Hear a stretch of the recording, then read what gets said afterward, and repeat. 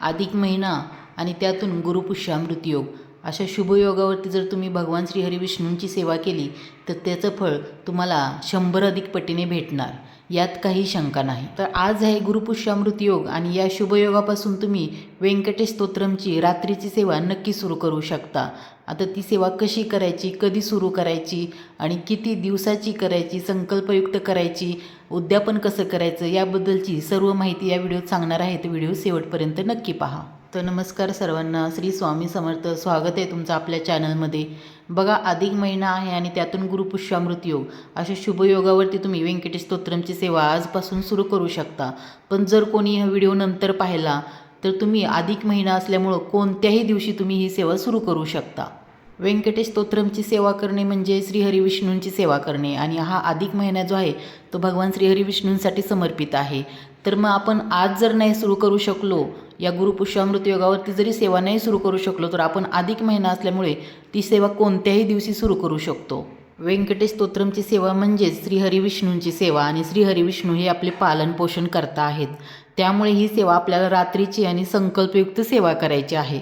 आणि नक्कीच ज्यांनी ही सेवा केलेली आहे त्यांना नक्कीच अनुभव आलेला आहे. त्यामुळे जर तुमची कोणतीही आर्थिक अडचण असो, म्हणजे ही सेवा केल्याने आपल्याला आर्थिक प्रगती होते. बघा, घरात जर काही पैसे टिकत नसतील म्हणा किंवा सारखा खर्च वाढत असेल, कितीही पैसा घरात आला तर तो टिकलाही पाहिजे आणि जी आपल्या घरात लक्ष्मी आली तिच्यामध्ये वरचेवर वाढ झाली पाहिजे, त्यासाठी ही सेवा केली जाते. प्राप्त लक्ष्मी चिरकाल टिकली पाहिजे आणि प्राप्त लक्ष्मीमध्ये वरचेवर वाढ झाली पाहिजे, हे या सेवेचे महत्त्व आहे. त्यामुळे जर तुम्हाला काही आर्थिक अडचणी असतील किंवा तुमचे पैसे जरी कोणाकडे अडकले असतील तर ते येण्यासाठी सुद्धा तुम्ही ही सेवा करू शकता.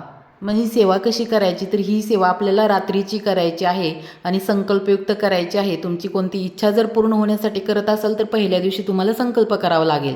आता तुम्ही किती दिवसाचा संकल्प करणार आहात की किती दिवस तुम्ही सेवा करणार आहात. ही सेवा म्हणजे 41 रात्री केली जाते, 21 रात्री केली जाते, 11 रात्री केली जाते आणि 3 रात्री केली जाते. आणि जर कोणाला एकच दिवस करायचं असेल तर तसंही करू शकतात, एकच रात्रीची. पण तुमच्याकडे असा फोटो असेल तर तुम्ही मांडणी करू शकता. भगवान श्रीहरी विष्णूंचा आणि माता लक्ष्मीचा फोटो ठेवायचा आहे, दिवा लावून ठेवायचा आहे. मग तुम्ही रात्रीची सेवा करता तेवढ्यापुरता जरी लावला दिवा तरी चालेल. आणि तुमची इच्छा, कलश वगैरे मांडायचा असेल तर तुम्ही मांडू शकता. तुम्ही संकल्प करताना सांगायचं आहे की मी 41 दिवस ही सेवा करणार आहे. आपण संकल्प करणं तर तुम्हाला माहीत असेल की हातामध्ये पाणी घेऊन त्यामध्ये अक्षदा हळद कुंकू घेऊन आपण आपली नाव बोलायचं असतं, गोत्र बोलायचं असतं आणि आपली इच्छा बोलून कोणती सेवा करणार आहे ते बोलून आपण ते पाणी ताम्हनात सोडायचं असतं आणि संकल्प आपण पहिल्या दिवशी करायचा असतो फक्त. आणि संकल्प झाल्यापासून मग आपण सेवेला सुरुवात करायची असते. तर ही सेवा आपल्याला रात्रीची करायची आहे. आपण ही सेवा कोणत्याही महिन्यामध्ये करू शकतो, पण अधिक महिन्यामध्ये आपल्याला सुवर्ण संधी आहे की ही सेवा आपण रात्रीची केल्याने आपल्याला अधिक फळ भेटणार आहे. तर ही सेवा आपल्याला रात्रीच्या बरोबर 12 वाजता सुरू करायची असते. पण सेवा सुरू करण्या अगोदर आपल्याला रात्रीचीच आंघोळ वगैरे करून सेवेला सुरुवात करायची असते. आंघोळ करून स्वच्छ कपडे घालून मग आपल्याला सेवा सुरू करायची असते आणि सेवा बरोबर 12 वाजता सुरू करायची असते. व्यंकटेश स्तोत्रमची सेवा करताना आपल्याला एका रात्री म्हणजे आपण पहिल्या दिवशी जेव्हा वाचन करायला बसू तेव्हा आपल्याला 21 वेळेस पठण करायचं असतं आणि 21व्या वेळेस फलश्रुतीसहित पठण करायचं असतं. 20 वेळेस फलश्रुती म्हणजे 8 ओव्यापर्यंत पठण करायचं आहे आपल्याला. बघा, आता व्यंकटेश स्तोत्र तुमच्याकडे हे नित्यसेवेचं जर पुस्तक असेल तर त्यामध्ये सर्वच मंत्र आहेत, स्तोत्र आहेत.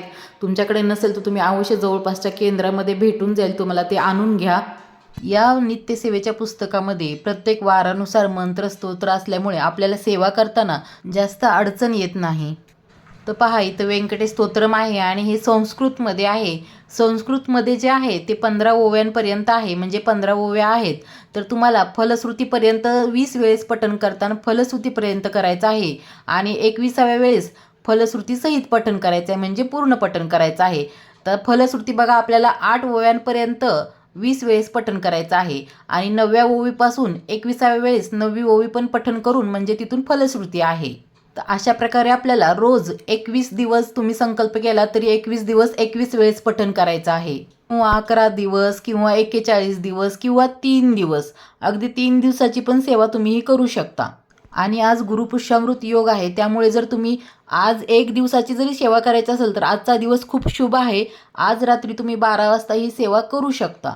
आता ह्या सेवेचं उद्यापन कसं करायचं असतं तर बघा, तुम्ही 3 रात्रीची जरी सेवा केली, 11 रात्रीची केली, 21 रात्रीची केली, 41 रात्रींची केली, जेवढी पण तुम्ही सेवा केली तर त्याचं उद्यापन कसं करायचं. दुसऱ्या दिवशी आपण नैवेद्य बनवायचा असतो. आपण शिऱ्याचा नैवेद्य बनवू शकतो. जर तुम्हाला एखादी कोणी जोडी जेवणासाठी भेटली तर तुम्ही जेवणाला बोलवू शकता, कारण अधिक महिना आहे आणि अधिक महिना हा अन्नदान करण्यासाठी खूप पवित्र मानला जातो. त्यामुळे या महिन्यामध्ये जर तुम्हाला कोणी जेवणासाठी भेटलं तर तुम्ही जोडी जेवण घालू शकता. जर कोणी नाही भेटलं तर तुम्ही कुठेतरी मंदिरामध्ये शिदा देऊ शकता दान म्हणून, किंवा मग तुम्ही गाईला नैवेद्य देऊ शकता. एकट्या गाईला जरी नैवेद्य दिला तरी सर्व देवतांना नैवेद्य आपण दिल्याचं समाधान किंवा पुण्य भेटतं आपल्याला. तर अशा प्रकारे मग जे एकदम साध्या सोप्या प्रकारे उद्यापन करायचं आहे, उद्यापनाचा जास्त काहीही त्रास नाही. त्यामुळे तुम्हाला जर इच्छा असेल तर तुम्ही ही रात्रीची सेवा आवर्जून करू शकता. पण काही महिलांना रात्रीची सेवा करणे शक्य नसेल तर मग दिवसा सेवा केली तर चालते का, तर हो, तुम्ही दिवसा पण सेवा करू शकता. मग तुम्ही कमीत कमी 3 वेळेस आपल्याला पठण करायचं असतं. व्यंकटेश स्तोत्रमची सेवा आपण जर करत असाल तर 3 वेळेस तरी आपल्याला पठण करायचं असतं, किंवा 5 वेळेस करायचं असतं, 7 वेळेस करायचं असतं. म्हणजे विषम संख्येत आपण पठण करू शकतो. तर तुम्ही दिवसा पण ही नित्यसेवेमध्ये सेवा करू शकता. रोज जेव्हा आपण देवपूजा वगैरे करतो तेव्हा आपण 3 वेळेस, 5 वेळेस, जशी तुमची इच्छा, जसं तुम्हाला शक्य होतं तसं तुम्ही व्यंकटेश स्तोत्रमची सेवा त्यावेळेस करू शकता. आणि व्यंकटेश स्तोत्रमची सेवा ही खरंच खूप प्रभावी सेवा आहे. तुम्हाला रात्रीची शक्य नसेल तर तुम्ही दिवसा पण करू शकता. खरंच ही खूप प्रभावी सेवा आहे. तुमच्या आर्थिक अडचणी, आर्थिक प्रगती होण्यासाठी ही सेवा असते. आणि ज्यांनी ज्यांनी ही सेवा केली त्यांना नक्कीच अनुभव आलेला असेल. बघा, आपण जेव्हा मनापासून कोणतीही सेवा करतो त्या प्रत्येकाला अनुभव येतोच येतो. पण असं नाही ना, आपल्याला जर समजा रात्रीची सेवा चालू केली आणि पठण करायचं तर 20 वेळेस करायचं म्हणून एकदम फास्ट फास्ट फास्ट पठण केलं आणि मग 10 मिनिटातच उरकली सेवा, याला अर्थ नाही आहे. सेवा पठण करत असताना आपल्याला मन तिथं पाहिजे, भक्तिभावाने सेवा केली पाहिजे. आणि बघा, आपण जर सेवा केली तर दुसऱ्या दिवशी किंवा आपली सेवा कंप्लीट झाल्या आपल्याला काही लॉटरी वगैरे लागून आपली आर्थिक प्रगती होणार आहे असं काहीच नसतं. आपण जे पण काम करतो त्या कामामध्ये आपल्याला यश प्राप्ती व्हायला सुरुवात होते. आपली आर्थिक अडचणी दूर होते, म्हणजे आपण खर्च कमी होतात, आपलं आजारपण वगैरे कमी होणं, यातही आपली आर्थिक प्रगतीच होत असते. आणि ही सेवा करायला बघा, तुम्ही जर नित्यसेवेत केली तर 5 मिनिटच लागतात आणि जर तुम्ही रात्रीची सेवा केली तर तुम्हाला अर्धा तास लागू शकतो ही 21 वेळेस व्यंकटेश स्तोत्रम पठण करण्यासाठी. तर ही एकदम सोपी व तेवढीच प्रभावी सेवा आहे. जर तुम्हाला इच्छा असेल तर जरूर तुम्ही या अधिक महिन्यामध्ये कधीही करू शकता. या व्हिडिओत सांगितलेली माहिती तुम्हाला आवडली असेल तर व्हिडिओला लाईक करा, कमेंट करा आणि चॅनलला सबस्क्राईब केलं नसेल तर चॅनलला सबस्क्राईब करा. तोपर्यंत सर्वांना धन्यवाद.